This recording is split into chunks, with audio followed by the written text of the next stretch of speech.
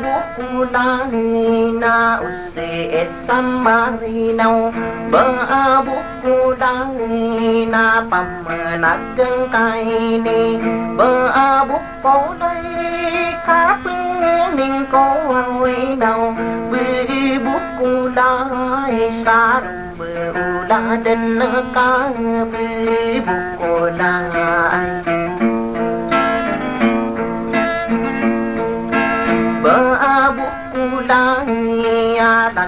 tanah kong kadin buku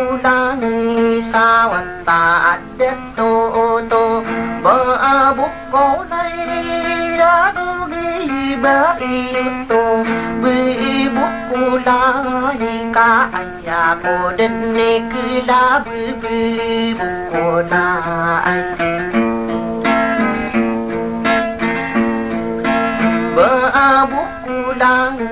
ka ino ay marwegen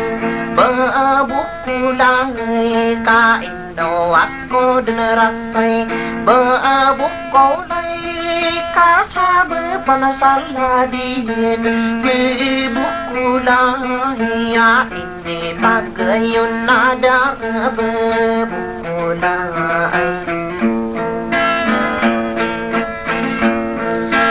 ikaritang kong na di ko sa kakilakit ikaritang kong kademan at tamok kang ikaritang ko na depan na di gering ka ikaritang ko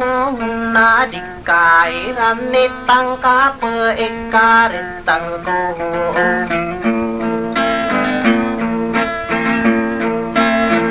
ikaritang kong kagigit panakamu mang ikaritang kong so ang lugay dinigawi ikaritang kong natunmaan na kanasaka ikaritang kong nadagka dinapalatiang ikaritang kong ikaritang kong kaapay sa tamukakan ikaritang kong wasak kamay ito akan ikaritang kong na iningil ka din ka ikaritang kong na tumo ay sibar ka ikaritang kong buku na amay ko baginan buku ya di kong kailakit buku sawat pa ada to buku na magaganda ko bidin buku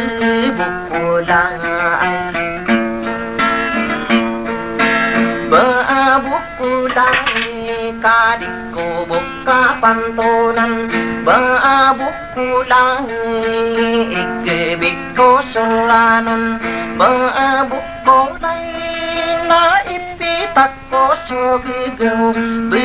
buku na ipaneyo tupo panebe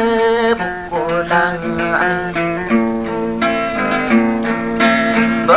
buku irata ginawa kong buku nanay nukadilido buku kapit kuda sa kuraka buku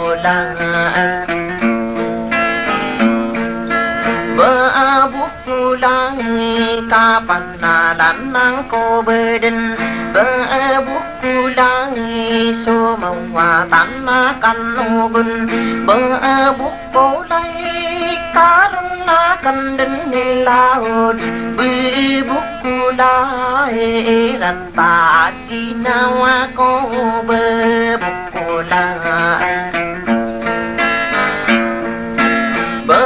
buku kaayadik korong kerau buku na kiyaya anak koron buku